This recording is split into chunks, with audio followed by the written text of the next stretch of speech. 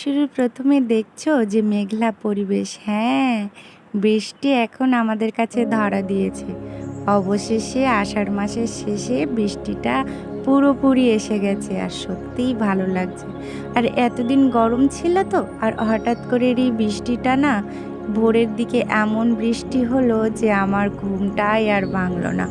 ভোরের দিকের বৃষ্টিটা আমাকে এমন অলসতা দিল যে আমার ঘুম ভাঙতে দেরি হয়ে গেল। আর জানো তো, সকালের ঘুম বা ভোরের ঘুমটা যদি সঠিক টাইমে গৃহিণীর না ভাঙে না, তাহলে দেখবে সব কাজটাই যেন দেরি হয়ে যায়।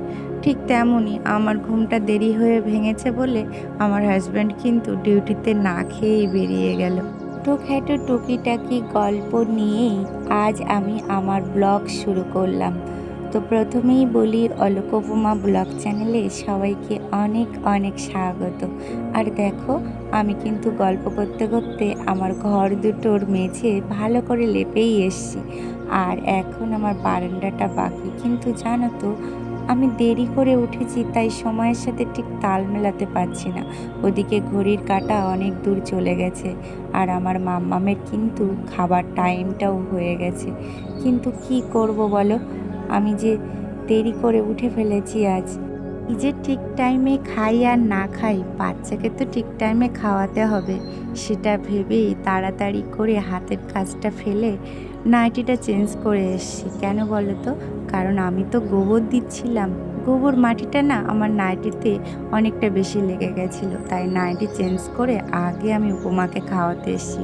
আর জানো তো, বাচ্চাকে তুমি যেমন অভ্যাস করবে ঠিক তেমনই হবে। দেখো, আগে আমার উপমা কিন্তু একটু ফোন নেওয়ার বায়না করতো, এখন আর সেই বায়নাটা নেই। কারণ এটাই আমি শিখিয়েছি ওকে, খাওয়ার সময় একটু বইয়ের দিকে তাকাবে, বইয়ের কোনো কিছু আমার কাছে জিজ্ঞাসা করবে, এরকম ধরনের কৌতূহল যাতে ওর মনের মধ্যে থাকে, সেটাই আমি ওকে শিখিয়েছি। আর এটা আমার মনে হয়, জানো তো, বাচ্চারা না অলিখিত কাগজ, তাকে তুমি যেভাবে কাগজে তুমি যেভাবে লিখবে ঠিক তেমনই হবে। আমার উপমাকে মানুষ করতে করতে না আমার সেটাই মনে হচ্ছে। অতএব বাচ্চার অভ্যাস তুমি যেমন তৈরি করবে, বাচ্চা ঠিক তেমন হবে।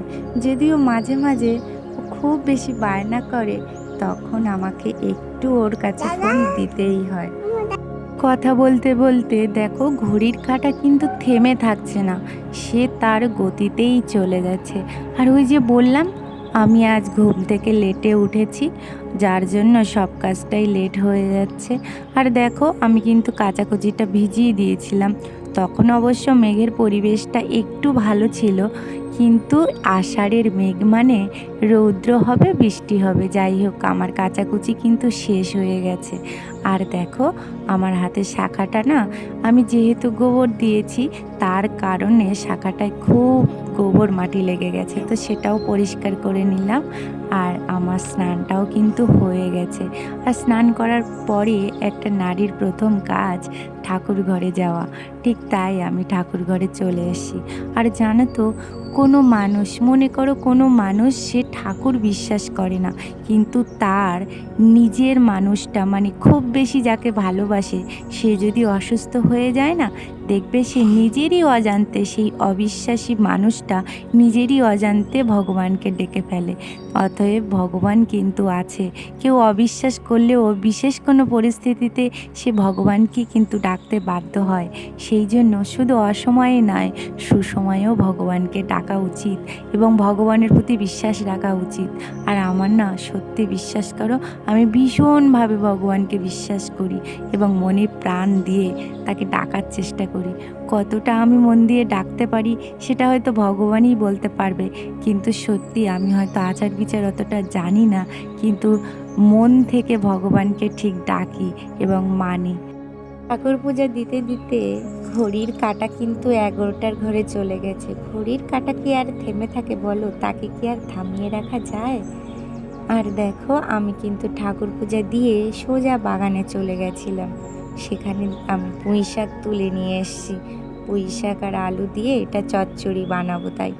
আর দেখো, সেই মতো আমি কিন্তু বানিয়ে কড়াইতে বসিয়েও দিয়েছি। আর এখন কটা বাজে জানো তো? 11:30 বেজে গেছে। তো এখন আমার রান্না সবে বসলো, অবশ্য ভাতটা আগে হয়ে গেছে। তো এখন আর আমার খাওয়ার সময় নেই, কারণ আরেকটা তরকারিও তো বানাতে হবে। আর এখন খেলে আর দুপুরে কখন খাবো? এই জন্য ভাবলাম একেবারে হাজব্যান্ড আসলে দুপুরে একসাথেই খাবো। আর জানো তো, থাম্বনেলে আমি এটাই বলছিলাম। হ্যাঁ সত্যি দেখো, সাধারণ গৃহিণীদের যদি সাধারণ মধ্যবিত্ত ঘরের গৃহিণীদের যদি ঘড়ির কাঁটার সাথে চলতে না পারে না, তো সত্যিই দেখো কোনো একবেলা না খেয়ে দিন চলে যায়, যেমন আজ আমার হলো। যাই হোক, কথা বলতে বলতে কিন্তু আমি আমার থোড়টা প্রায় রান্নার শেষ পথে নিয়ে চলে এসেছি। আর এটা হয়ে গেলেই আপাতত হয়ে যাবে। আর এই দেখো, দুপুরের খাওয়া দাওয়ার পর্ব আমাদের শেষ হয়েছে। আমরা দুপুরের খাওয়া দাওয়ার পর্ব শেষ করে আমি 5 মিনিট রেস্টও নিয়েছিলাম। তারপরে হঠাৎ মনে হলো আমার হাতে তো কিছু গোপালের ড্রেস আছে। গোপালের মা এসে আমার কাছে তাগিদা করে গেছে যে গোপালের ড্রেসগুলো কি হলো। তো সেটা ভেবেই না আমি কাজে বসে গেলাম। আর হ্যাঁ, নাইটিটা চেঞ্জ করে নিয়েছি এই কারণে, যেহেতু আমি সেবার কাজ করছি। আর এই সেবার কাজটা করতে না আমি ভীষণ পছন্দ করি, ভীষণ ভালো লাগে। মন থেকে চাই যে যেন প্রত্যেক দিন একবার করে বা একটা করে অন্তত ঠাকুরের ড্রেস আমি বানাতে পারি। হ্যাঁ জানো, এর জন্য কিন্তু আমি কোনো পারিশ্রমিক নিই না, এটা আমার ভালো লাগা। যাই হোক, ব্লগটা আর বেশি বড় করছি না। তোমরা সবাই ভালো থেকো, টাটা।